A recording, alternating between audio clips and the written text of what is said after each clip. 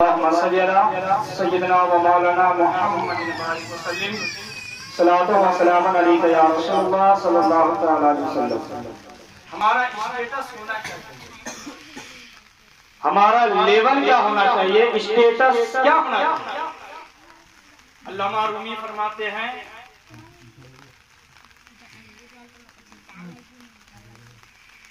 कि इश्क के 40 दर्जात, कितने दर्जात? इश्क के 40 दर्जात है, जिनमें सबसे छोटा दर्जा अपना सर है। और ये सर महबूब के कदमों में उतार कर रखना, और महबूब के कदमों में अपना सर उतार कर रखने का मतलब यानी हमारे सर को सजदों से मस्जिद को आबाद, यही हमारा स्टेटस होना चाहिए और यही हमारी अहम जिम्मेदारी बनती है कि हम मस्जिदों को खाली ना करें। हजरात महतरम, आज लोगों को अगर कोई काम करने के लिए बोला जाए कि बड़ा काम किया जाए, उसमें इतनी बरकतें हैं, इतना फायदा है, इतना माल आएगा, तो लोग उस काम में बढ़ चढ़ कर हिस्सा लेते हैं। अगर कहें कि एक दुकान किया जाए इस मोहल्ले पर, इस चौराहे में, और इससे आपको बहुत ही मुनाफा होगा, तो 10 दिन के बाद मशवरा देने वाला जिस शख्स को मशवरा देगा वही शख्स उस शख्स के पास जाकर कोई सामान खरीदता है।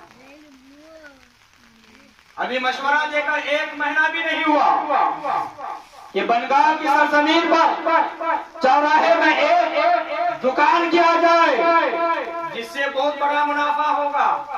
अभी कहने वाला कहकर 1 महीना भी नहीं गुजरता है, लेकिन 10 दिन के अंदर मशवरा देने वाला जब पहुंचता है तो देखता है कि वही साहब जो है एक दुकान लगाए बैठे। क्यों? इस पर अमल क्यों किया? इस पर अमल क्यों जल्दी? इसलिए कि दुनिया का मुनाफा, दुनिया का फायदा है, इसीलिए। लेकिन आपको बताया जाए, वो इसी साहब को जब बताया जाए कि चलिए वजू के लिए और नमाज पढ़ेंगे, लेकिन वो साहब जल्दी नहीं उठते। क्यों? इसलिए कि ये दुनिया का फायदा था और ये दुनिया का फायदा नहीं कर रहा है, इसीलिए। लेकिन याद रखिए मुसलमानों, ये अमल का मौका अल्लाह ने सिर्फ अभी दिया है, और इस अमल की अहमियत हमें पता नहीं। अभी इसकी अहमियत पता उस वक्त होगी, इसकी अहमियत की खबर हमें उस वक्त होगी जब हमारी रूह निकल जाएगी और हमें कफन में लपेट दिया जाएगा। जब कफन में लपेट दिया जाएगा तब इस अमल का और इसकी अहमियत हमें कि अगर काश एक लम्हा और मिल जाता, एक सांसें मिल जाती,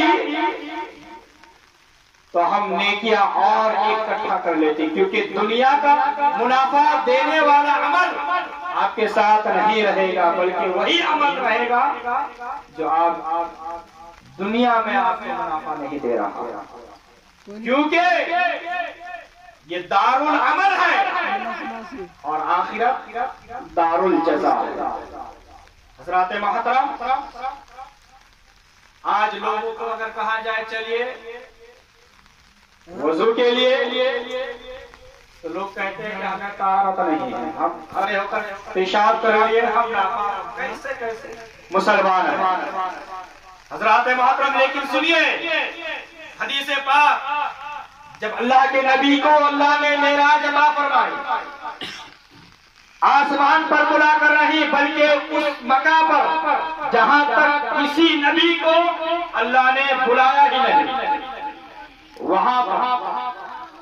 लेकिन जब जन्नत का सैर कर रहे थे, जन्नत से कदमों की आवाज आ रही थी, आवाज आ रही थी।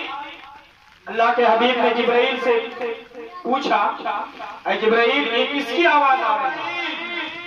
पता है किसकी आवाज आ रही है? जिब्राइल अर्ज करते, या रसूल अल्लाह, ये आवाज तेरे गुलाम हजरते बिलाल के कदमों की आ रही है। किसकी आ रही है? हजरते बिलाल के कदमों की आवाज आ रही है।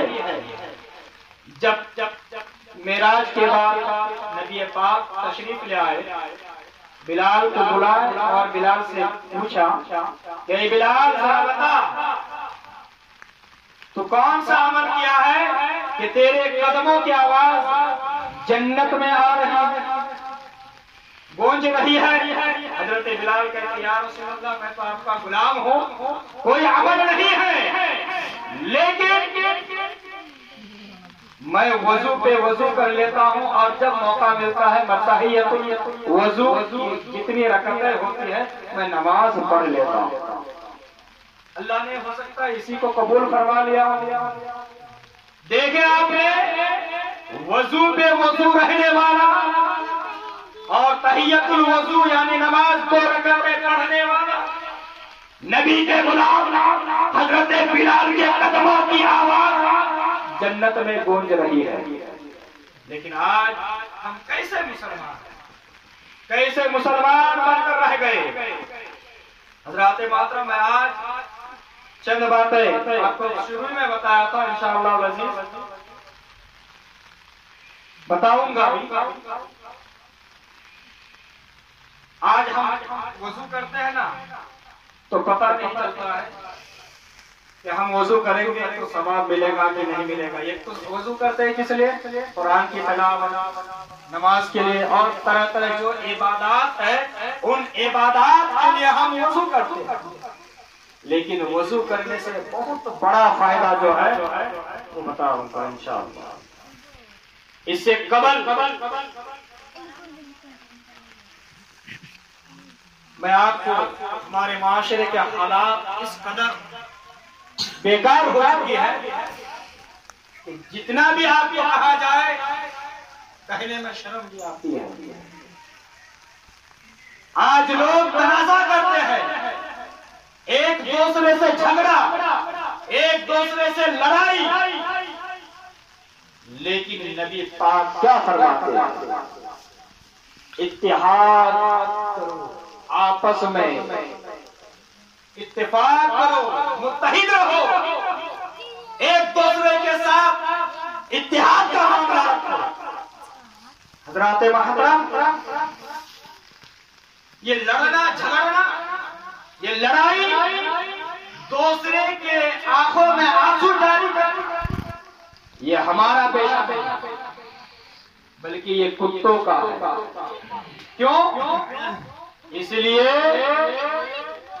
कि इंसानियत हमारे अंदर, आदमियत, हमें अल्लाह ने इंसान बनाया, आदमी बनाया, तो हमारा पेशा ये नहीं होना चाहिए, बल्कि हमारा तो ये होना चाहिए हमारा लुक्मा दूसरे को देकर शुक्रिया अदा करना, बल्कि हमारी खुशी दूसरे के हवाले करके दूसरे को देकर शुक्रिया अदा करना चाहिए। ये इंसानियत, ये इंसान है। वरना लड़ना तो कुत्तों को भी आता है, उनका पेशा है। हमें इंसान, अल्लाह ने हमें इंसान बनाया, इंसानियत दी, तो इंसानियत का मतलब ये नहीं कि एक दूसरे से लड़े। क्यों? लड़ना हमारा पेशा नहीं है। एक दूसरे के साथ इत्तेहाद की जिंदगी, इत्तेहाद का मामला बनाए रखना है। क्योंकि एक कुत्ता होता है, वो काट लेता है और जिसको काटा उनकी आंखों में आंसू जारी, तो ये आंसू जारी करने वाला इंसान नहीं, जानवर, वो कुत्ता है। लेकिन जो वो आंसू को पूंछ दे, वो जानवर, वो कुत्ता नहीं, बल्कि वो इंसान। इंसान के अंदर तो वो होना चाहिए खुशी और एक दूसरे के साथ आपस में अपनी सांसें दूसरे को दे देना चाहिए। आपको मैं बताऊं, अबुल हसन नूरी एक बहुत बड़े पाए बुजुर्ग सूफियों के सरदार थे और इनके सूफियत, इनकी सिफात, इनके तकवा परहेजगारी से लोग जलने लगे और उनको गुमराह कहने लगे, काफिर कहने लगे, जिंदगी कहने लगे और कहकर बादशाह के पास शिकायत लोगों ने। और बादशाह के बारे में गालिबन हजरत याकूब फरमाते हैं कि ये दरियाओं का पड़ोस नहीं होता और बादशाहों का दोस्त नहीं होता। जैसे ही अबुल हसन नूरी की शिकायत बादशाह के पास करने लगे कि अबुल हसन नूरी जिंदगी हो गए हैं, ये मुर्तद हो गए हैं, गुमराह हो गए हैं, गुमराही फैला रहे हैं। बादशाह ने जल्लाद को हुक्म दिया उन्हें कत्ल कर दो। रहेगा ना गुमराहियत फैलाएगा, गुमराह करेगा लोगों को, कत्ल कर दो। और उनके साथ अबुल हसन के साथ और दो दोस्त अबू हमजा और कैमार, ये तीन अशखास हो गए। तीनों को बादशाह ने जल्लाद को हुक्म दिया कि जाओ तीनों को कत्ल कर दो। जल्लाद ने तीनों को सामने लाया और कत्ल करने की तैयारी शुरू। तलवार को उठाया, पहला नंबर कैमार का, दूसरा नंबर अबू हमजा का, तीसरा नंबर अबुल हसन नूरी का। लेकिन अबुल हसन नूरी को देखिए, अबुल हसन नूरी तीसरे नंबर पे थे, लेकिन तीसरे नंबर छोड़कर वो पहले नंबर पर आ गए। जल्लाद ने तलवार को रोक लिया, कहने लगा, अरे अबुल हसन नूरी, क्या तुझे तलवार से इतना प्यार है, तुझे इतनी मोहब्बत है? अरे तलवार से कौन प्यार करता है, कौन मोहब्बत करता है? तेरा तो 3 नंबर पे है।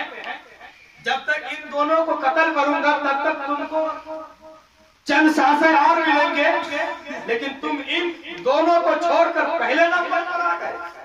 कहने लगे वो जल्लाद, सुन ले, मैं इंसान हूं और ये मेरे दोनों दोस्त हैं और ये दारुल अमल है और वो दारुल जज़ा है। यहाँ की एक सांस वहां के 1000 सांसों से बेहतर है। ये मेरे दोनों दोस्त हैं। मैं ये चाहता हूं कि मैं अपने 2-3 सांसें अपने दोनों दोस्त को दे दूं। पहले मैं चल जाऊं ताकि जब तक मुझको कत्ल करोगे इन दोनों को वो दो, चाहे 1 मिनट हो, 1 सांसें हो, 2 सांसें हो, ये ले ले। ये दारुल अमल है और वो दारुल जज़ा है। मैं ये चाहता हूं ये मेरे दोस्त है, पहले मैं चला जाऊं और जो मेरे सांसें होंगे वो इन पर मैं कुर्बान कर रहा हूं, मैं निसार कर रहा हूं। क्योंकि कुर्बान करने का, निसार करने का मौका सिर्फ दुनिया ही में है।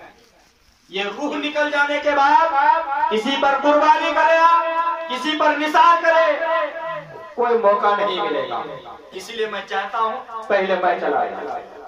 इतना सुनने के बाद जल्लाद खड़े हो जाते हैं और अपने तलवार को रोक लेता है और बादशाह के पास चले जाता है और कहता है कि जिसको आपने कत्ल करने का हुक्म दिया है, अरे वो तो वो इंसान है, उनका तो अंदाज वो है कि वो अपने 2-3 मिनट का 2-3 सांसें, अपने सांसें दूसरे को देने के लिए कुर्बान कर रहे हैं, दूसरे को देने के लिए तैयार है। ऐसे इंसान को कत्ल करने का हो, जरूर आपसे कोई गलती हो गई होगी। बादशाह कहता है हकीकत में मुझसे जरूर कोई गलती हो गई होगी। काजी के हवाले कर दिया, काजी के हवाले कर दिया जाता है और इनका मामला यहाँ तक है। काजी के पास आते हैं, काजी फरमाते हैं कि ये वो फिरका है, ये वो सोफिया की जमात है, इनकी वो बातें हैं, अगर ये मुसलमान नहीं तो फिर दुनिया में कोई मुसलमान नहीं। तुम कहते हो कि ये मुसलमान नहीं, ये मुनाफिक हो गए, ये जिंदीक हो गए, ये गुमराह हो गए। अरे मैं कहता हूं अगर ये मुसलमान नहीं तो दुनिया में फिर कोई मुसलमान नहीं। ये अबुल हसन नूरी कि आपने 2-3 सांसें दूसरे को दे दो, ये इंसानियत है। लेकिन हमारे माशरा आपने देखे अभी कौन ऐसे है अबुल हसन नूरी के तरह कि अपनी खुशियां दूसरे को दे दे है दुनिया में बहुत ही कम।